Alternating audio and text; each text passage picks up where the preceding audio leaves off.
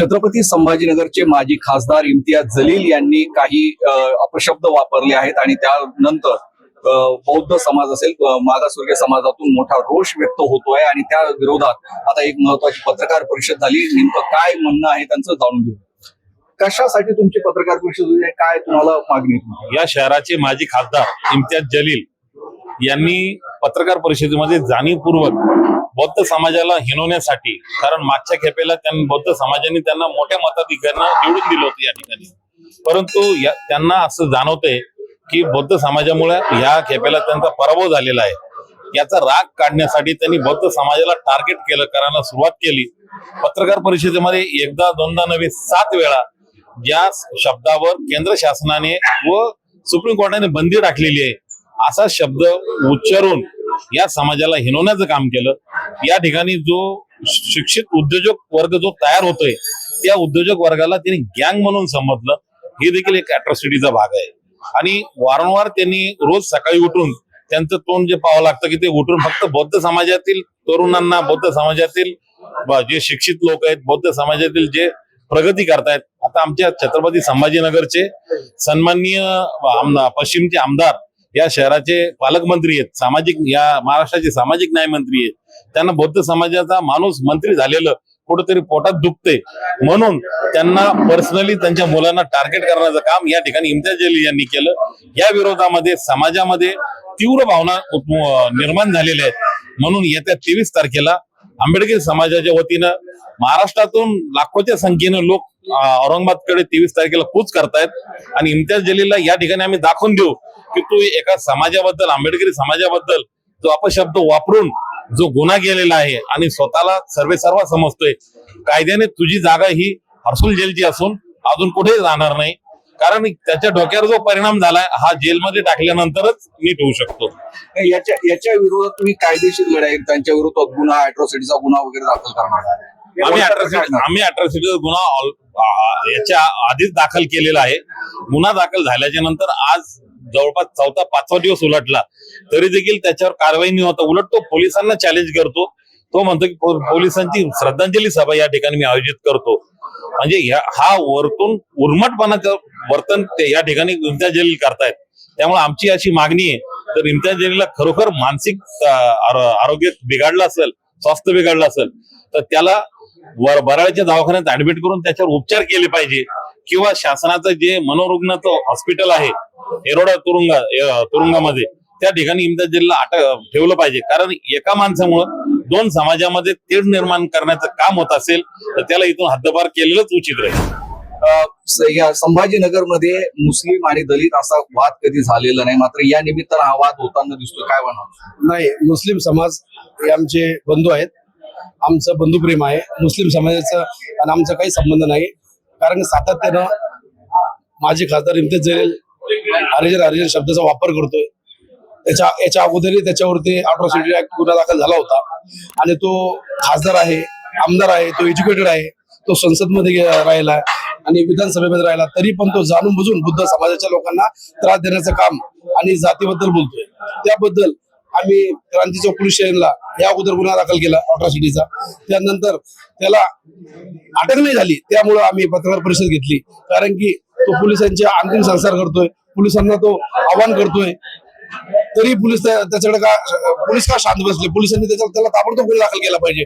या महाराष्ट्र, या भारतातल्या नेत्यावर, मोठमोठ्या नेत्यावर गुन्हे दाखल झाले, मग याच्यावर का होत नाही? त्यामुळे आम्ही त्याचा निषेध करतोय आणि त्याच्या सोबतचे काही कार्यकर्ते आहेत ते कमेंट्स टाकतात आणि दोन्ही समाजामध्ये भांडण कसं होईल, दंगल कसं होईल, असं काम त्यांच्या कार्यकर्त्यांचं चालू आहे। परंतु त्या कार्यकर्त्यांना आम्ही आवाहन करतो तर जसाला जसा जबाब देण्याची ताकद आमच्यामध्ये आहे, आम्ही काही कमी नाही। म्हणूनच मी विचारलं की 2 समाजामध्ये आजपर्यंत असा वाद शहरामध्ये झालेला नाही, हा वाद या निमित्तानं निर्माण होतो। जर समजा जलील यांनी माफी मागितली तर मोर्चा आणि बाकीचं आंदोलन थांबणार का? हा मोर्चा होणारच, त्यांनी माफी जरी मागितली तर मोर्चा होणारच, कारण की त्याला दिलगिरी व्यक्त करायची असते तरी दुसऱ्या दिवशी पत्रकार परिषद घेऊन त्यांनी सांगितलं असतं की बा चुकून माझ्याकडून झालंय, पण तो त्या डॉक्युमेंटवर बघतोय, त्यांनी जर म्हणायचं असतं अनुसूचित जाती जमाती हा असा शब्द हे असा लागू होतोय, परंतु ते न करता सातत्यानं हरिजन शब्द त्यांनी वापर केला. त्यामुळे पूर्ण बुद्ध समाज महाराष्ट्रातून नाही तर या भारतातून सर्व चिडलेला आहे आणि जातीनं सर्व महाराष्ट्रातले बुद्ध समाज ह्या शब्दाला कधी हे करणार नाही. कारण की येणाऱ्या महानगरपालिकामध्ये त्याला एकही बुद्ध समाजाचा व्यक्ती व महिला कोणी वोट करणार नाही. आता तो एकटाच या निवडणुकीमध्ये फिरणार. महापालिका निवडणुकीच्या दृष्टीनं कसं पाहता या सगळ्या वादाकडे? जाणून बुजून समाजामध्ये तेढ निर्माण करण्याचं काम इम्तियाज जलील या ठिकाणी करतायत आणि त्यांना वाटतं की मी फक्त मुस्लिम समाजातून एकमेव खासदार आमदार राहिलो पाहिजे आणि बाकी उर्वरित मुस्लिम समाजाला या बौद्ध समाजाचे मतदान मिळू नये यासाठी तरी ते आम्हाला अशी शंका येते. यासाठी तरी ते प्रयत्न करत नाहीयेत का?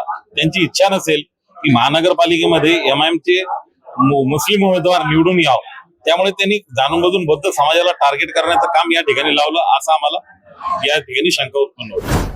त्यांनी उद्योजकांबद्दल देखील म्हटलेलं आहे की 7-7 कोटी ज्यांना मिळाली ती गँग आलेली, त्याबद्दल काय सांगतो? खर तर उद्योजक होणं किंवा गँग जो शब्द वापरला त्याचा मी पहिले तीव्र निषेध करतो.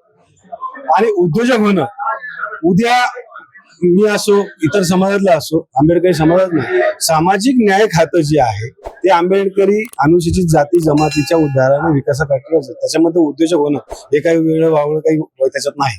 परंतु ते उद्योजक होऊन हे संजय शिरसाटांच्या पाठीशी उभं राहिले हा त्याचं खरं मर्म.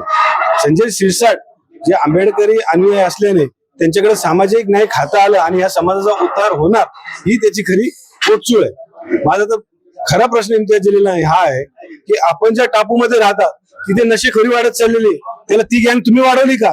गुटखा बंदीचे आव्हान करणाऱ्याने इम्तियाज जलील म्हणजे गुटखा गँग तुम्ही चालवता का? या गँगचे मास्टर तुम्ही आहेत का?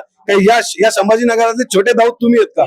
असं इम्तियाज जलील या गँगचा मास्टर इम्तियाज जलीलला मी याच्या संबोधित नाही, आता तुम्ही उल्लेख केला की समाज कल्याण खातं हे संजय शिरसाट यांच्याकडे आहे.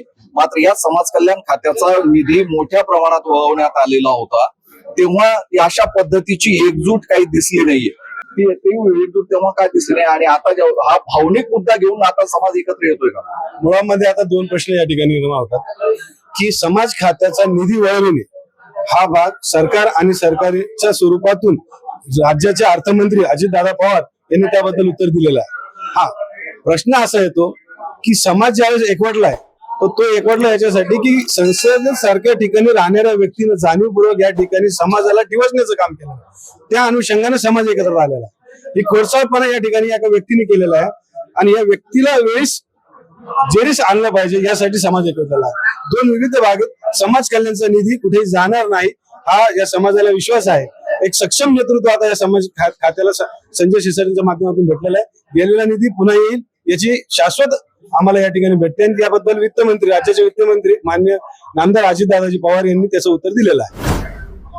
हा जो मोर्चा निघणार आहे तो कुठून कसा आणि कधी निघणार? क्रांती चौक ते डायरेक्ट विभागीय आयुक्तापर्यंत पोहोचणार आहे.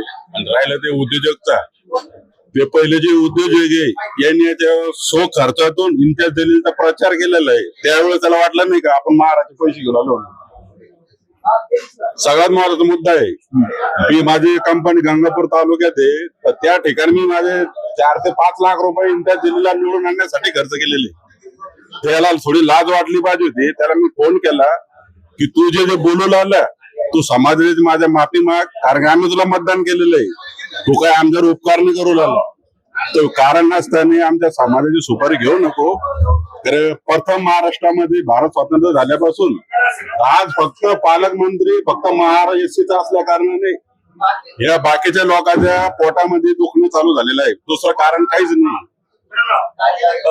23 तारखेला छत्रपती संभाजीनगर मध्ये इम्तियाज जलील यांच्या विरोधात मोर्चा निघणार आहे. हा मोर्चा आता नेमकं काय ते त्याआधी ते माफी मागतात काय हे पाहणं महत्वाचं ठरणार आहे. छत्रपती संभाजीनगरहून मी उन्मेष खंडाळे, आपलं महानगर माय महानगर लाईव्ह.